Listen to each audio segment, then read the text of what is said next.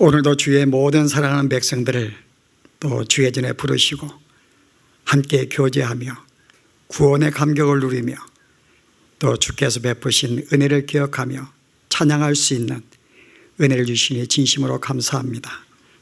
주 앞에 영광이 되게 하시고 오늘 특별히 주의 말씀을 듣는 저희들 하나님께서 붙잡아 주시어서 정말 주의 말씀으로 다시 한번 힘과 용기를 내며 또 우리의 삶이 어떻게 살아야 할지 도전받을 수 있는 복된 시간으로 축복하여 주시옵소서. 예수 이름으로 기도합나이다. 아멘.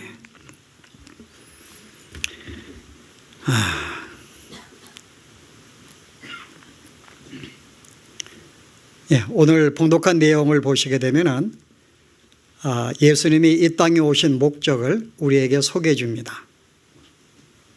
자, 예수님이 오신 이유. 자, 여러분 보시면은 성경이 어디 나와요? 자, 예수님이 이 땅에 오셔서 처음으로 그가 우리에게 선포한 말씀이 하나님의 복음입니다. 그래서 오늘 그 내용을 소개하는데 하나님의 복음, 하나님 나라에 대한 기쁜 소식을 증거합니다. 엄밀하게 볼 때에는 이 천국 복음은 예수님의 사역을 처음 시작할 때 증가하신 말씀은 아니에요. 아마 그분의 3년의 모든 사역이 천국 복음이 아니었는가, 그의 선포는. 그래서 이 마태복음에 여러분이 5장에 보시게 되면은 예수님의 사역을 한마디로 요약을 하고 있는데, 자, 예수께서 온 갈릴리에 두루다니사 그들의 회당에서 가르치시며 천국 복음을 전파하시고, 그 예수님의 3년간의 사역은 천국의 복음, 하나님 나라의 복음을 선포하신 거예요. 이것이 바로 성경의 중심 사상이고 예수님의 핵심적인 사역의 본질입니다.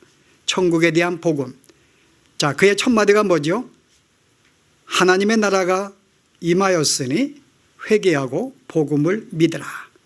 이게 예수님의 첫 번째, 그가 사역을 시작하며 첫 번째 연 말씀의 내용이 하나님의 나라가 임하였으니 회개하고 복음을 믿으라.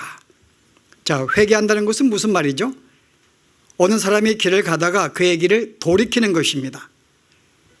그 완전히 내가 가는 길이 잘못된 길인 줄 알고 그 길을 돌이켜서 다른 방향으로 가는 것.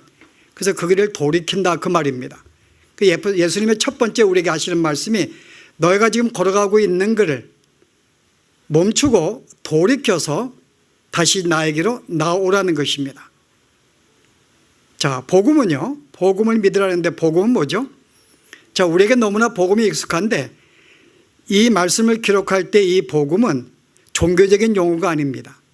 그냥 그 당시 사람들이 널리 이용했던 단어들이에요. 복음, 기쁜 소식. 특별히 그 당시에는 이 기쁜 소식은 어떤 큰 사건이 벌어졌는데 이것이 백성들의 기쁨을 준 사건입니다. 그 당시는 대관식도 왕의 취임도 될 수가 있고, 특별히 그 당시는 전쟁에 대한 승리, 그들은 큰 기쁜 소식이었어요. 그래서 그리스가 이 아테네 이 평야에서 페르시아가 쳐들어왔을 때 전쟁을 벌입니다. 결국 아테네 광야에서, 마라톤 광야에서 누가 승리했어요? 그리스가 승리를 해요. 그래서 이 그리스가 사신들을 모든 도시에 보내면서 이 기쁜 소식, 복음, 굿뉴스를 전하게 만듭니다. 그 내용이 뭔가 하면 우리가 전쟁에 승리했습니다. 여러분은 더 이상 노예가 아닙니다. 이제 우리는 자유시민이 되었습니다. 를 그들에게 선포한 거죠. 그래서 이 복음이라는 내용은 어떤 역사 속에서 큰, 정말 사람에게 기쁨을 줄 만한 큰 사건, 어떤 역사적인 변화를 의미합니다. 오늘 예수님이 이와 같은 사건이 벌어졌다는 거예요.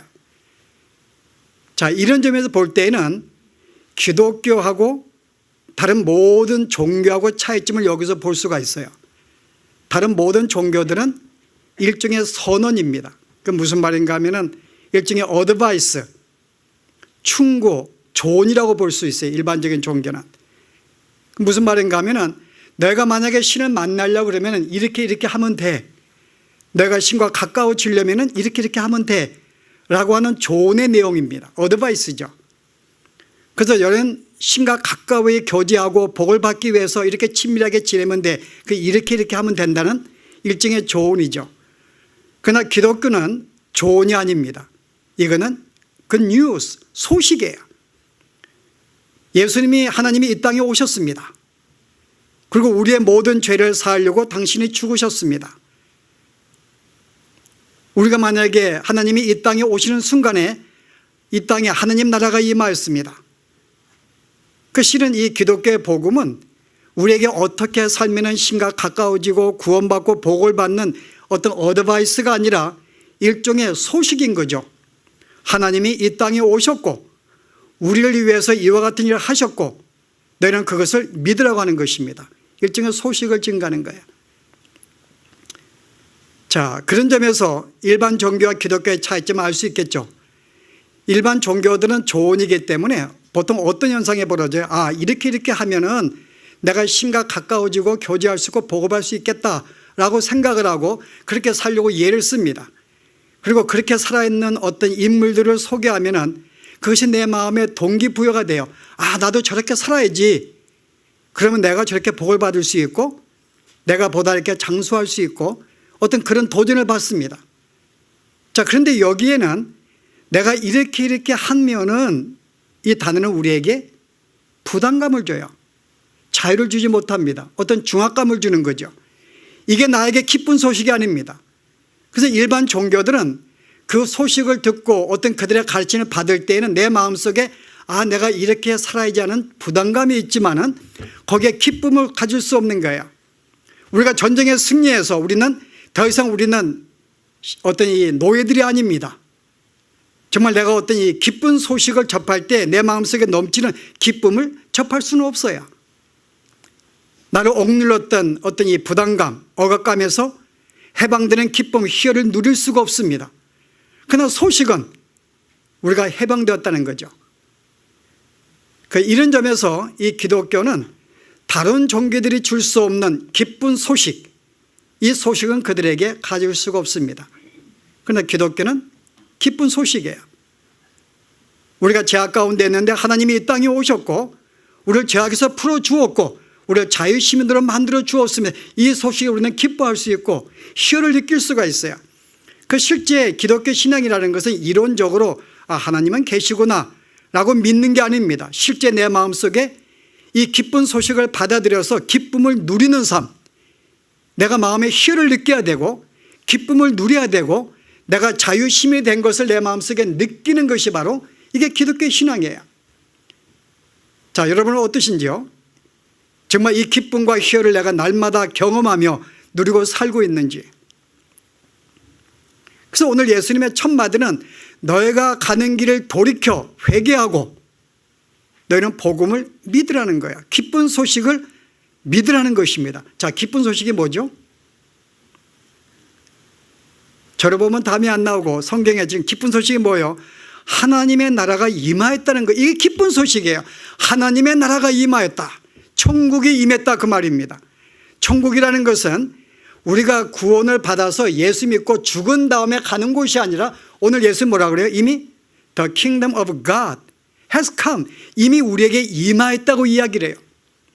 예수를 믿는 순간에 주님이 이 땅에 오는 순간에 주님만 오신 것이 아니라 바로 천국이 함께 임하게 된 것입니다. 이게 우리의 기쁜 소식이에요. 천국이 임하였다. 자, 천국의 하나님 나라가 뭐죠? 여러분 생각 하나님의 나라. 그냥 우리가 가서 편안하게 아무 문제 없이 사는 곳이라고 생각할 수 있어요. 여러분 그것은 천국에 대한 개념이 아닙니다. 자, 천국 하나님의 나라는 뭐죠? 하나님의 통치가 있는 곳입니다. 그리고 하나님의 뜻이 이루어지는 곳. 여러분 이게 천국이에요. 그 천국이라는 것은 하나님의 통치가 있고 하나님의 뜻이 이루어지는 어떤 곳이 바로 천국이 되는 것입니다. 바로 이걸 우리에게 증거한 거예요. 바로 예수님이 오는 순간에 우리에게 이제 하나님의 통치가 시작되었다고 하는 것입니다. 여러분 원래는 하나님의 나라는 하나님이 이 우주를 만들 때부터 시작을 했어요. 인간을 만들 때부터 하나님은 이 우주의 통치자로 군림하셨습니다. 그런데 여기에 문제가 생겼어요. 자, 어떤 문제가 생긴 거죠?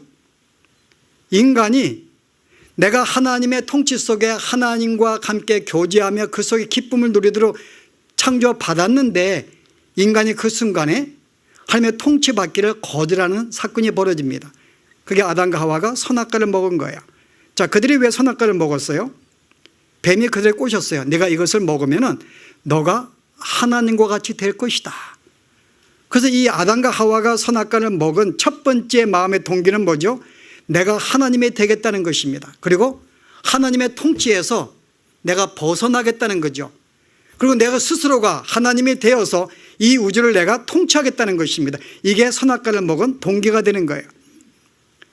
그래서 하나님의 나라가 이 땅에 시작했는데 인간이 스스로 자기가 하나님이 되기 위해서 그 통치를 거절하게 되었어요. 그리고 이제는 자기를 중심으로 온 우주를 살기를 시작합니다.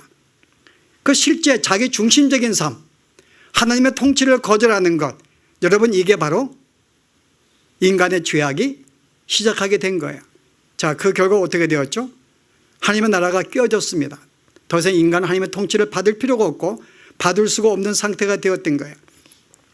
그런데 하나님께서 다시 우리가 이 하나님의 통치에서 벗어나서 내 마음대로 살려 할 때 일어났던 모든 일들, 이것이 우리에게 전쟁을 일으키고 분쟁을 일으키고 싸움을 일으키고 수많은 우리가 문제를 일으킵니다. 내 중심적인 삶은 우리 지난 시간과 같이 설교했듯이 우리는 춤을 출 수 없는 상황이에요. 내가 중심으로 모든 사람이 나를 중심으로 돌기를 원하기 때문에 10명의 사람이 무대에 섰는데 자기는 가만히 쓴 거예요. 모든 사람이 돌기를 원합니다. 그런데 어느 누구도 돌지 않는 거예요. 다 자기를 중심 돌아야 되는데, 그래서 어떠한 춤이 전개가 되지 않습니다. 거기에는 역동감도 없고 삶의 역할과 기쁨이 없는 거예요. 그래서 인간이 자기 중심으로 살기 시작하는 순간부터는 그에게 주어진 기쁨과 행복과 어떤 희열, 이 춤의 모든 세계가 끊어지게 되어버린 거죠. 그런데 하나님께서는 다시 이것을 회복하기 원했어요. 왜냐하면 당신의 통치와 당신의 뜻이 이루어지는 것만이 가장 우리에게 가장 행복과 기쁨을 알기 때문에 하나님은 그냥 두지 아니합니다. 그래서 예수님이 이 땅을 보내어서 그동안 우리가 하나님을 거역했던 불순종의 모든 죄를 대신 사하게 만들어 주시고 이제 하나님의 강권주로 우리의 심령을 붙잡아서 이제 하나님의 진짜 천국의 백성의 삶을 살도록 만들기 위해서 주님이 오신 거예요. 그 주님이 오신 것은 그냥 오셔서 내가 십자가에 죽었다가 아니라 실제 오는 순간에 성령이 우리 마음속에 임재하시면서 이제 우리는 우리의 마음대로 살지 않냐고 하나님의 동행 속에서 하나님의 뜻에 이끌려 살도록 만든 존재가 된 거죠. 바로 이를 위해 주님이 이 땅에 오신 것입니다. 바로 그게 하나님의 나라예요. 다시 하나님의 통치가 시작하였다. 그 주님이 오는 순간부터 내가 이 땅에 온 것은 다시 하나님의 통치가 너에게 이루어지도록 하기 위해서 내가 이 땅에 온 것이고 내가 그를 위해서 내가 십자가에 죽었다고 이야기하는 거예요. 자, 이게 바로 우리에게 주어진 소식입니다. 이게 우리에게 주어진 소식이에요. 자, 그런데 오늘 이 소식으로 끝나지 아니하고 자, 이 소식이 바로 증거하면서 바로 이것을 내가 받아들이고 나를 따르라고 이야기를 합니다. 나를 따르라. 여러분, 그 당시에 유대 사람들은 유다의 문학에서는 스승의 제자를 따라오라고 찾는 경우가 없습니다. 여러분, 그 당시의 문화는 제자가 내가 어떤 선생한테 가르침 받고 싶어서 내가 실제는 내가 누가 좋을까 생각을 하고 그에게 찾아가서 부탁을 하는 거예요. 당신의 제자가 되고 싶습니다. 이게 당신의 문학이에요. 당신의 문화입니다. 그런데 그렇기 때문에 어떤 스승이 직접 제자를 찾아가서 그를 발굴하는 것은 그 당시의 문화로 익숙하지가 않는 거예요. 그런데 주님이 지금 그 일을 하십니다. 나를 따라오너라. 제자들에게 찾아가서 그들을 부르십니다. 다른 말로 말하면은 만약에 주님이 우리에게 찾아오지 않고 나를 부르지 아니한다면은 우리는 제자가 될 수 없어요. 우리는 거기에 천국에 하나님 나라에 들어갈 수가 없습니다. 주님이 오신 것은 하나님 나라가 이 땅에 임하면서 우리로 하여금 그 세계로 다시금 이끌게 만들기 위해서 주님이 오셨는데 그 나를 따라고 말씀하고 있어요. 그런데 만약에 주님이 나에게 찾아오지 아니하시면 나를 부르지 아니하신다면 우리는 그를 따라갈 수가 없습니다. 자, 그런 점에서 오늘 여기 모신 여러분들은 주님이 우리에게 찾아오셨고 나를 부르셔서 부르심을 받아서 응한 사람들인 거죠. 그렇지 않으면 어느 누구도 주님께 따라올 수가 없습니다. 그래서 이 하나님의 복음, 천국이 이 땅에 하나님의 통치가 임하, 하나님이 이 땅에 임했다는 소식이, 기쁜 소식이 우리에게 주어졌음에도 불구하고 이 소식은 모든 자의 것이 아니에요. 모든 자가 그 말을 믿고 받아들일 수가 없습니다. 누구만요? 하나님이 나에게 찾아오셔서 나를 불러서 바로 그 당신의 나라로 옮기지 아니하면은 어느 누구도 그 길에 나라에 들어갈 수가 없는 거예요. 자, 그런 점에서 여러분과 저는 하나님의 부르심이 있었고 그 부르심에 응하여 지금 천국에 우리가 임한 자들입니다. 이게 오늘 우리가 천국에 임한 자들이에요. 그래서 오늘 주님이 처음 우리에게 오신 목적이 바로 우리로 하여금 이 땅에 천국이 임하게 만들면서 다시금 우리로 하여금 천국의 하나님 통치에서 벗어난 이들을 다시금 통치로 불러들여서 이제 하나님의 사람으로 살게 하는 것, 이게 주님이 오신 목적이고 바로 그를 위해 주님은 이 말씀을 선포해 주는 거예요. 나를 따르라. 그래서 오늘 여기에는 과연 내가 주님을 따른다는 것이 무엇인가에 대한 오늘 말씀을 함께 교훈을 받기 원해요. 자, 예수님 믿는 게 뭔가? 주님을 따르는 것인데 과연 주님을 따른다는 것이 무엇을 말하고 있는가? 오늘 신앙의 가장 기본적인 본질인 것을 오늘 성경 우리에게 가르쳐주고 있어요. 자, 주님을 따르기 위해 첫 번째 어떤 일이 벌어져야 돼요? 오늘 제자들이 예수님 부를 때 어떤 일이 벌어집니까? 자, 보실래요? 예수님이 나를 따라 그럴 때, 자, 첫 번째 두 제자 베드로와 시몬과 안드레가 자기의 그물을 던지고 예수를 따릅니다. 또 두 번째 두 제자가 있어요. 야고보, 요한을 부르실 때 그들은 자기들의 그물도 내버려 두고 자기의 사랑하는 친척과 자기의 부모를 떠났다고 이야기를 합니다. 여러분, 이게 바로 첫 번째 떠날 때 여러분 조건이에요. 전제 조건입니다. 무엇이죠? 사랑하는 가족으로부터 떠나는 것. 여러분, 이건 굉장히 극단적인 것 같아요. 여러분, 그 당시에 가족이라는 것은, 부모라는 것은 나의 정체성은 가족이 시작돼요. 나를 보호해주고 나의 생명을 지켜주는 곳, 이게 가족입니다. 근데 가족을 떠나라는 거죠. 여러분, 굉장히 극단적인 요구를 하세요. 내가 익숙했던 모든 문화에서, 내가 지금까지 저기 살던 모든 문화를 거기서 떠나라. 여러분, 이게 회개의 의미입니다. 회개하라. 내가 지금 하고 있는 모든 삶에서 거기서 멈추고 돌이켜서 떠나라는 것입니다. 내가 이전에 즐겼던 모든 문화에서, 모든 사고방식에서 즐기던 모든 내가 익숙한 모든 문화에 떠나는 것, 여러분, 이게 신앙의 첫 번째 출발점이에요. 떠나지 아니하면은 우리는 주님을 따를 수가 없습니다.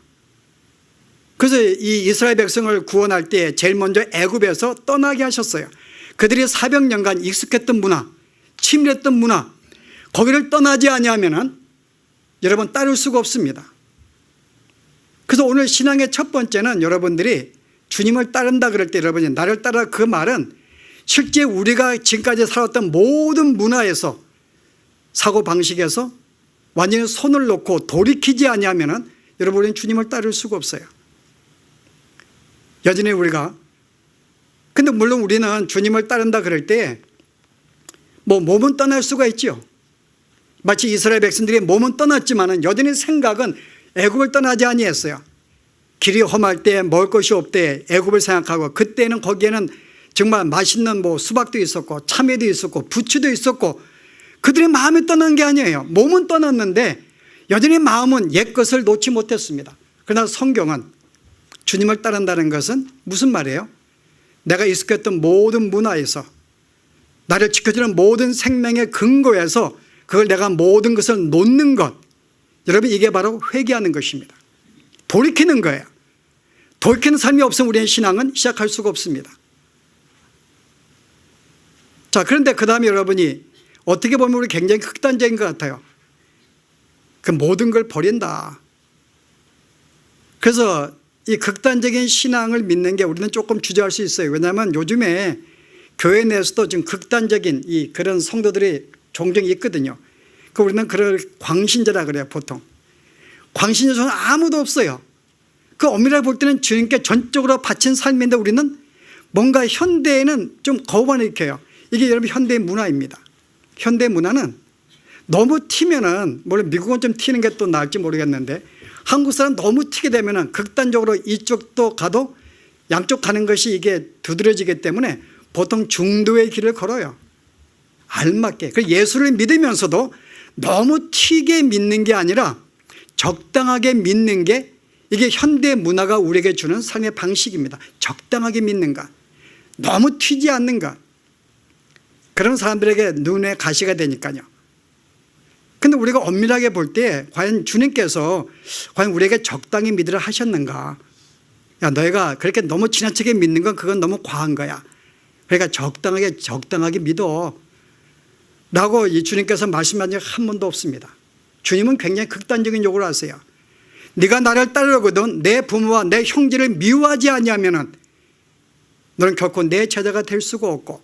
여러분 보실래요? 누가복음 14장에 보시면은 예수님이 우리에게 제자의 조건을, 나를 따를 때 조건을 세 가지 이야기하시는데, 자, 뭐가 보실래요? 26절에 14장에 무릇 내게 오는 자가 자기 부모와 처자와 형제와 자매와 더욱이 자기 목숨까지 미워하지 아니하면 능히 내 제자가 되지 못하고, 누구든 자기 십자가를 지고 나를 따르지 않는 자도 내 제자가 되지 못하고, 이와 같이 너희 중에 누구든지 자기의 모든 소유를 버리지 아니하면 능히 내 제자가 되지 못할 것이다. 주님은 우리에게 굉장히 극단을 요구하세요. 형제를 버리는 게 아니라 미워하고, 내 생명도 미워하고, 너의 모든 재물도 버리고 하지 아니하면 너는 결단코 never 내 제자가 아니야 라고 이야기하는 거예요. 여러분 굉장히 무슨 말이에요, 그죠? 우리의 모든 문화를 버리지 않고 내가 추구했던 모든 것을 버리지 아니하면 내 제자가 될 수가 없다는 거죠. 굉장히 극단적이에요. 그런데 오늘 여러분 과연 이 말씀이 과연 우리에게 좀 이렇게 부담이 될까? 오늘 아니 주님은 우리에게 사랑하라고 말씀하셨는데, 아니 부모를 미워하라니, 형제를 미워하라니 사랑해도 부족한데, 여러분 이것은 실제 미워하라는 말이 아니죠. 미워하라는 말은 무슨 말이에요? 우선순위가 뭐라고요? 주님에 대한다는 거죠. 나의 최상의 우선순위가 바로 주님에 대한다는 거예요. 그의 모든 것들은 2차가 대한다는 것입니다. 그래서 주님 보실 때 내가 가진 모든 것들을 미워할 만큼, 그것을 이렇게 보일 만큼 내가 보이지 아니한다면, 그렇게 그런 마음으로 주님을 따르지 아니한다면, 주님을 우선순위에 두지 않는다면 이것은 나를 따르는 것이 아니라는 거예요. 그 주님을 따른다는 것은 여러분 가장 주님을 나의 우선순위에 두는 거예요. 최상의 나의 삶. 근데 주님이 아니라 다른 나의 모든 명예나 재물이나 나의 모든 건강이 그게 나의 우선순위가 될 때에 성경 그것을 우상이라고 그럽니다. 하나님보다 더 낮게 여기고 나의 가치를 두고 그것을 붙잡고 살아가는 것, 그건 성경은 우상이라는 거예요. 그게 여러분의 재물이 될 수가 있고, 여러분의 부모가 될 수 있고, 여러분의 가족이 될 수 있고, 여러분의 건강이나 외모가 될 수가 있어요. 과연 내가 가장 추구하는 게 뭔가? 내가 하루에 24시간 살면서 가장 내가 신경을 쓰고 가장 시간을 투자하고 가장 내가 몰두하고 생각하는 것이 뭔가, 그럴 때 그게 주님이냐 그 말이에요. 그게 아니고 재물이거나 건강이거나 그게 모든 내 시간과 신경을 뺏는다면 그게 내 우상이 되고 그게 내 우선순위입니다. 그러나 주님 뭐라 그래요?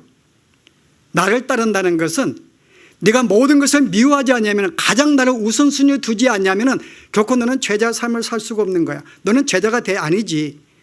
심하게 너는 내 제자가 아니라고 선포하는 거야. 여러분의 우선순위가 뭔데요? 그래서 주님께서는 종종 성경에 보시면은 예수님을 따른다는 사람들이 많이 있습니다. 여러분 누가복음 9장에 3명의 사람들이 있어요. 제가 다 소개할 수 있는 2명을 제가 소개하기 원하는데, 자 9장에 보세요. 59절에 나를 따르라 하시니 그가 이르되 나로 먼저 가서 내 아버지를 장사하게 허락하옵소서.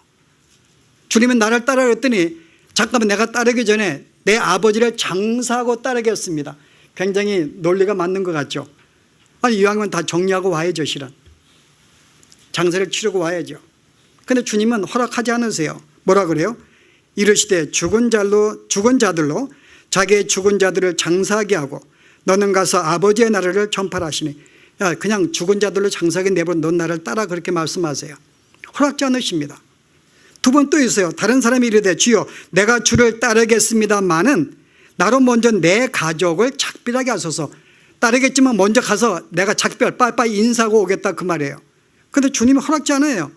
예수께서 이르시되 손에 쟁기를 잡고 뒤를 돌아보는 자는 하나님의 나라에 합당하지 아니하다. 우리가 볼 때 마땅히 주님을 내가 따르기 위해서 내가 가족과 작별을 하고 오는 것, 아버지가 돌아가셨으면 장사하고 오는 것은 옳은데 주님이 허락지 않는 것입니다. 자, 이유가 뭘까요? 왜 주님이 허락 안 했을까요? 과연 우리는 주님을 따르는 것이 모든 도덕과 모든 순위를 다 저버리고 이 땅의 모든 윤리를 저버리고 따르라 그 말인가? 우리는 좋은 단어가 생각 안 나는데 그런 개차반의 신앙이 아닙니다. 이거 제가 쓸 수 있는 가장 우리는 그런 신앙이 아니에요. 자, 무슨 말이에요 여러분? 장사하겠다는 무슨 말이에요? 아직 이 사람은 아버지가 돌아가지 않았어요. 내가 따르고 싶지만은 아직 아버지가 지금 노세에 있는데 아마 조만간 돌아가실 것 같아요. 그럼 내가 그거를 정리하고 오겠습니다 라는 뜻이 담겨 있는 거예요. 또 하나는 무슨 말이에요? 내가 작별하고 오겠습니다. 근데 가족이 안 놔주면은, 아니 지금 남편이 아내에게 나 주님 따라갈래 하고 내가 너 헤어지겠다 그러면 부인이 놔주냐고요. 가족들이 아버지 어디 가냐 붙잡을 거 아니에요. 그죠? 여러분, 작별이 쉬운 게 아닙니다. 이것은 뭔가, 이것은 내가 만약에 갔는데 내가 그들의 모든 정리를 잘할 수 있을 때까지 다 이해시키고 올 때까지라는 전제가 달려 있는 거예요. 여전히 그들에게는 생각에 뭐가 있는가? 또 가족이 걸리는 거고, 또 부모가 걸리는 거고, 또 뭔가 걸려 있는 거예요 실은. 그래서 그것 때문에 지금 못 따라가겠다 그 말입니다. 그래서 주님이 그거를 용납하다는 거. 너의 우선순위가, 나를 따른다는 것은 너의 우선순위가 바로 내인데, 또 너는 내 우선순위가 너의 가족이고 너의 재물이고 너의 어떤 무엇이라는 거죠. 그래서 너는 나에게 합당하지 않다고 합니다. 결국 이들은 주님의 제자가 되지 못했어요. 그래서 오늘 이 우선순위라는 것이 과연 가장 우선순위가 주님이라는 것이 바로 그것을 알고 붙잡고 따라가는 것. 성경이 그것을 주님을 따라간다고 이야기를 합니다. 그렇지 않으면 주님을 따르는 것이 아니에요. 과연 여러분의 우선순위가 뭘까요? 우리가 모든 것을 놓고 내가 회개하고 돌이키고 놓고 떠나야 되는데 내가 주님 붙잡고 있는 게 뭐냐 그 말입니다. 우리는 주님 믿는다 하면서도 우리의 모든 사고방식과 우리의 모든 문화와 우리의 모든 것들을 우리는 결코 놓지 않았어요. 여전히 우리는 가족을 추구하고 재물을 추구하고 명예를 추구하고 여전히 주님보다는 거기에도 우리의 모든 시간과 모든 걸 몰두해서 가는 거예요 여러분. 이게 우리의 신앙의 모습이에요. 그리고 우리는 예수를 믿는다 그럽니다. 그러나 주님은 그것은 예수 믿는 게 아니라는 거죠. 진짜 나를 믿는다는 것은 너의 모든 익숙한 문화를 놓고 나를 따른다는 것인데, 나를 따른다는 것은 가장 나를 우선순위로 알고 그 모든 걸 내가 배설물 여기고, 그래서 사도 바울은 뭐라 그래요? 빌립보 3장에 보시면은 내가 가진 모든 지식과 나의 모든 열정과 나의 모든 것들을 나는 배설물로 여기고 그래요. 그게 바울의 고백이에요. 바울은 정말 가장 그 당시에 당대 학자였고 로마의 시민권이 있었고 주님의 한 열정도 있었어요. 그러나 그런 말하기를 나는 이 모든 것들을 내가 주님과 비교할 때 이건 배설물입니다. 자, 한번 내가 읽어볼까요? 어떤 내용인지. 내가 모든 것을 해로 여긴다. 이것은 내게 이룬 것이 아니야. 해로 여기는 것은 주 그리스도 예수를 아는 지식에 가장 고상하기 때문이라. 내가 그를 위하여 모든 것을 잃어버리고 배설물로 여김은 그리스도를 얻고 그 안에 생명을 얻기 위한 것이라. 이게 바울의 신앙 고백이었죠. 바울은 그래서 주님 외에는 그 어떤 것도 보이지 않았던 거예요. 어떤 것도 가치를 부여하지 않습니다. 그는 가는 곳마다 나는 십자가 외에 어떤 것도 자랑하지 않는데 이야기합니다. 그는 자랑할 게 굉장히 많았어요.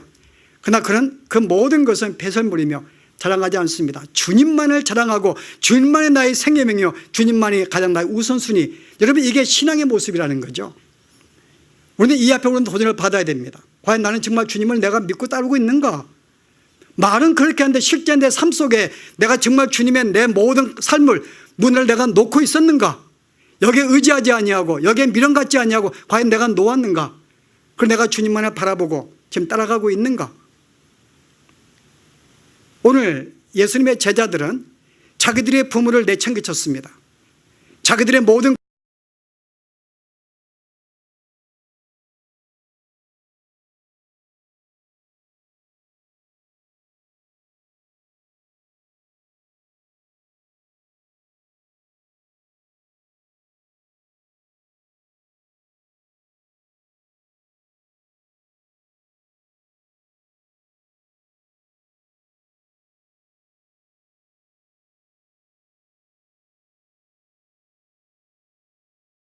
생계를 내쳤어요. 이게 바로 주님을 따른다는 첫 번째 우리의 모습이라는 거죠. 가족을 떠나는 것, 나의 모든 재물을 놓는 것. 그러나 재물은 놓는다고 놓아지는 게 아니죠. 놓을수록 여러분들이 재물은 더 많이 주님이 주게 돼 있어요.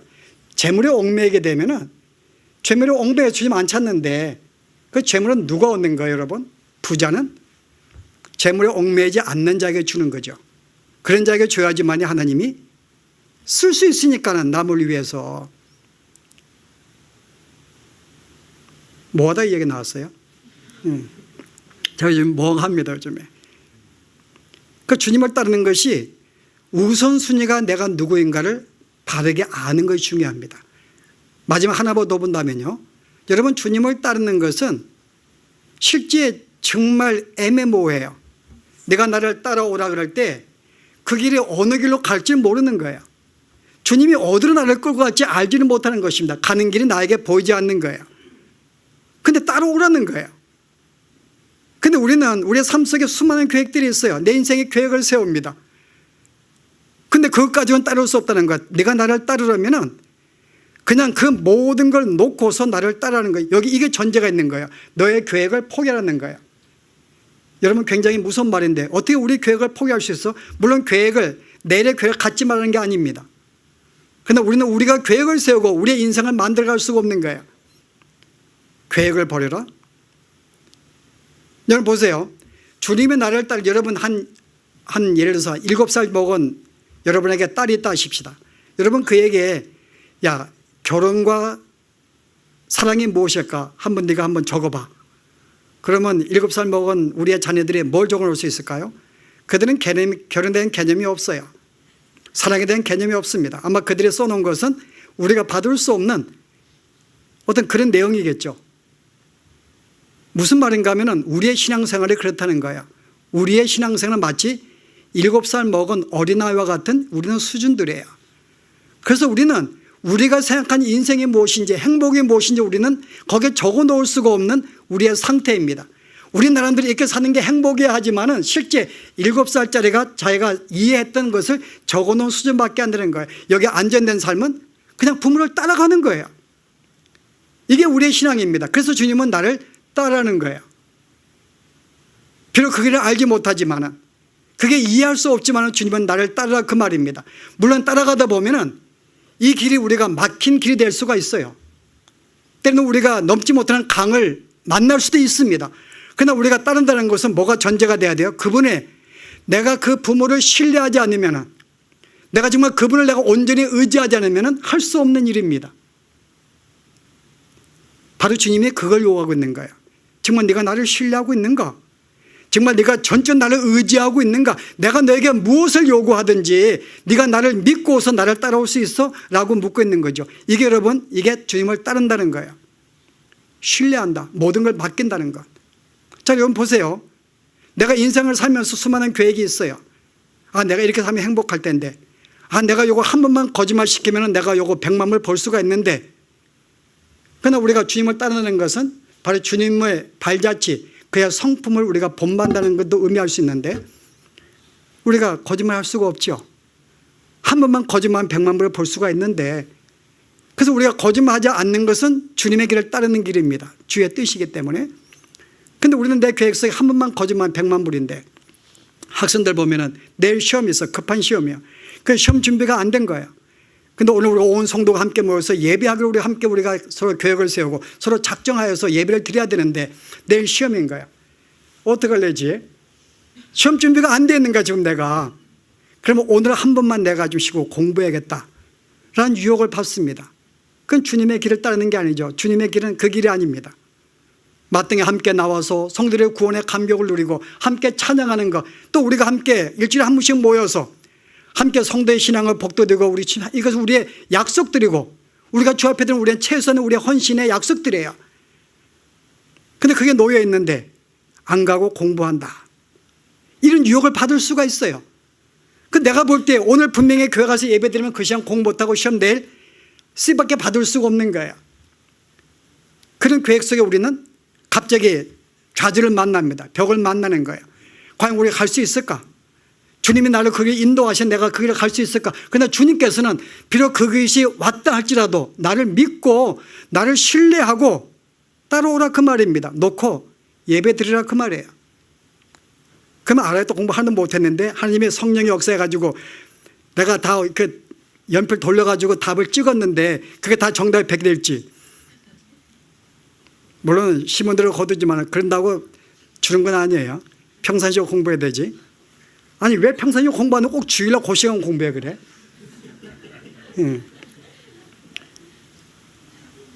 실제 우리에게는 주님을 여러 번 따른다고 할 때에는 우리가 그 실은 그 가는 길이 우리는 알지 못하고 그냥 불안하고 초조하기도 해요.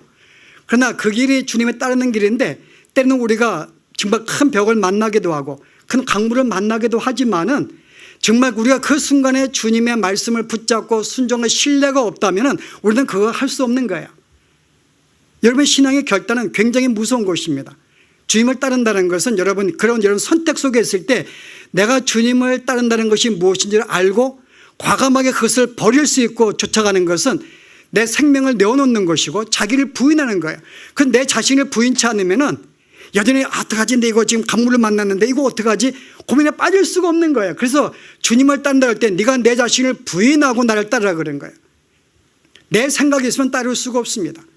온전히 주님의 생각에 따르는 것, 그게 주의 말씀을 붙잡고 산다는 거예요. 그래서 오늘 우리가 성가대 오늘 찬양할 때 주의 말씀에 의지하여 베드로가 밤새 고기를 잡았지만 고기 못 잡았는데 주님께서 야 깊은 곳에서 그물을 던지라고 이야기합니다. 어부의 상식에는 벗어난 거예요. 거기는 얕은 물가에 있는데 어떻게 깊은 물가에서. 그러나 주께서 말씀했사오니 주의 말씀에 의지하여 그물을 던지리. 여러분 이게 주님을 따른다는 것입니다. 이게 신앙인 거예요. 주님은 우리에게 첫 번째 선포가 그거예요. 회개하라. 너의 모든 붙잡고 있는 모든 습관에서 내가 놓고 나를 돌이키라는 것입니다. 그리고 이 복음, 하나님 나라의 이 복음을 믿고서 나를 따르라 그 말입니다. 따른다는 게 그것이 여러분. 근데 여러분 따른다는 것이 여러분이 꼭 우리에게 불안감을 주는 게 아닙니다. 우리가 볼 때 내가 아무것도 앞으로 알지 못하는데 그냥 무작정 주님의 말씀에 순종에 붙잡고 가는 것, 당장 손해볼 수도 있고 당장 그것 때문에 내가 망신당할 수 있는데 과연 내가 이 말씀을 붙잡고 지킬 수가 있을까? 여러분 그럴 때 여러분 할 수 있을까? 여러분 불안해요. 초조해요. 여러분 그런데요, 생각을 좀 바꾸어서 주님을 따르는 것만큼 안전된 게 없습니다. 여러분 예를 들어서 예수님이 제자들과 함께 배를 타고 가셨어요. 풍랑을 만났어요. 파도가 칩니다. 바람이 붑니다. 그런데 주님이 그때 주무시고 계셨어요. 그런데 주님께서는 당신의 모든 상황을 알고 나를 따라오라 말씀하시고 배를 타신 거예요.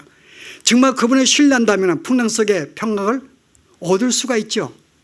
그런데 그들은 주님을 바라보지 못한 거예요. 주님을 신뢰하지 못한 거죠. 풍랑을 보고 그들은 두려워한 것입니다. 그런데 진짜 내가 주님과 함께 따라간다, 지금 주님이 나와 함께 동행한다, 나와 함께 했다는 것을 분명히 믿는 사람은요, 여러분 불안해서 불안할 수 있는 거예요. 주님이 함께 모든 상황을 아시는데 지금 내가 그분과 함께 길을 걸어가고 있는데 왜 내 마음속에 두려움이 있냐 그 말이에요. 진정한 주님을 신뢰하는 것은 내 마음속에 마음의 평강과 안정과 기쁨이지 여러분 두려워할 수가 없는 거예요. 정말 이런 주님만을 바라보는, 주님만을 신뢰하는 그 마음, 여러분 그 마음을 갖는 게 바로 주님을 따른다는, 이게 가장 기본적인 생각입니다. 그런 삶이 없으면 주님을 따를 수가 없는 거죠. 그래서 이스라엘 백성들이 하나님이 그들을 출애굽시킨 다음에 가나안 땅에 그들을 불러들일 때 첫 번째 그들의 40년간 그들이 광야생활을 했는데 그게 훈련이에요. 그들이 40년간 받은 훈련이 뭘까요? 이스라엘 백성이 가나안 땅에 천국을 상징하는 천국에 들어가기 전에 40년의 모든 가나안 생활에 그들이 하나님의 인도하심을 받았는데 그들이 40년의 훈련받은 것이 뭘까요? 그들이 구름기둥, 불기둥 따라간 게 그들의 훈련이었어요. 내가 구름기둥 가다가 구름기둥이 멈추면 멈출 수밖에 없어요. 그 내가 멈춰서 내가 다시 텐트를 풀고 내 짐을 풀었는데 풀자마자 또 구름기둥이 떠나버리는 거예요. 그럼 내가 또 짐을 쌀 수밖에 없어요. 또 떠납니다. 근데 그러다가 또 멈추는 거예요. 갑자기 하루 만에. 자, 그러면 조병영 원생 어떻게 할래요? 좀 깨가 생기죠. 이것도 언제 떠날지 모르는데. 그리고 이제 짐을 안 풀어요. 근데 안 떠나는 거예요. 이게 한 달이 가도. 그래서 진짜 할 수 없이 내가 짐을 풀었어요. 이거는 아니, 이거 지금 보니까 상황이 구름이 움직이지 같지 않다. 푸는데 풀자마자 또 떠나는 거 있죠. 아니, 그러면 어떻게 또? 여러분, 이게 뭔가 하면은 철저하게 하나님은 우리가 우리의 인생의 계획을 세워서 내가 인생의 계획을 그렇게 가면은 이게 인생은 내가 주인이죠. 그렇게 살면은 계획을 성취하면 행복하다고 생각을 해요. 저도 제가 공부해서 박사학위를 받으면 행복할까 생각했어요. 근데 뭐가 행복해 근데. 학위 받을 때 뭐가요 지금. 제가 계획된 것이 아무것도 없어요. 학위는 그냥 학위인 거죠. 공부한 것밖에 나에게 주어진 별다른 삶이 아무 없어요. 여러분이 열심히 사업을 합니다. 돈을 벌 거예요. 벌었어요. So what? 그게 나에게 나의 어떤 삶에 변화시켰는데요? 정말 나에게 날마다 샘솟는 기쁨을 주던가요? 그게 버는 순간에 기쁨이 있겠죠. 한 순간은. 그래 그 다음에는 또 목표가 더 큰 목표가 생겼는데 그거 쫓아가려고 또 몇십 년 고민할 거 아닙니까?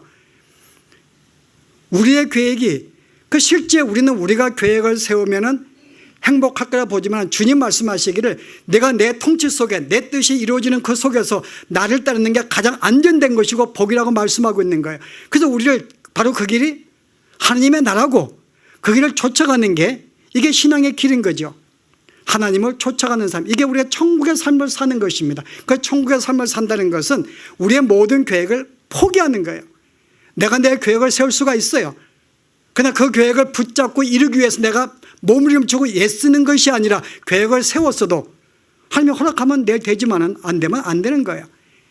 순간순간 최선을 다하고 주의 말씀 붙잡고 말씀에 살지만은 우리가 내 인생을 그것으로 말미암아 내가 인생의 주인 되어서 계획을 차지할 수 없다 그 말입니다. 자, 이제 오늘은 서론부터 길게 지금 이야기를 하고 싶지 않는데요. 오늘 주님께서 첫 번째 우리에게 그가 3년간 말씀을 증거하신 것은 하나님 나라를 이 땅에 임하게 하기 위해서, 그리고 우리를 그 땅에 불이익이 만들기 위해서.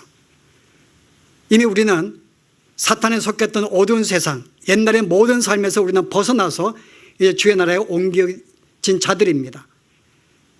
이미 우리 모두들은 하나님 나라에 임하고 지금 천국을 누리고 있는 자들이에요. 주의 통치를 받고 있는 자들입니다. 그럼 여전히 계속해서 주의 통치를 받는 삶, 이게 성경은 주님을 따른다고 이야기하고 있고, 주님은 따른다고 할 때는 절대적인 신뢰와 절대적인 우선순위가 있지 않는다면 결코 따를 수 없다는 것. 그리고 내가 지금까지 누렸던 모든 문화에서 과거의 그 모든 문화를 버리지 않냐면 결코 주님을 따를 수가 없다는 거 기억하시고, 다시 한번 정말 주님을 따르는 것이 무엇인 줄 알고 정말 주의 부름 속에 온전한 따르심이 있는 여러분 삶이 되기를 바랍니다. 기도하십시다. 오늘도 저들에게 천국 복음을 증거해 주시며 회개하고 이 복음을 믿으라고 말씀하신 주님, 저희들에게 찾아오셔서 우리 하여금 천국을 갖게 하시고 천국에 임하게 하시며 우리의 모든 삶을 돌이키게 하시고 주님을 따를 수 있는 제대로 삼아주신 것 진심으로 감사합니다.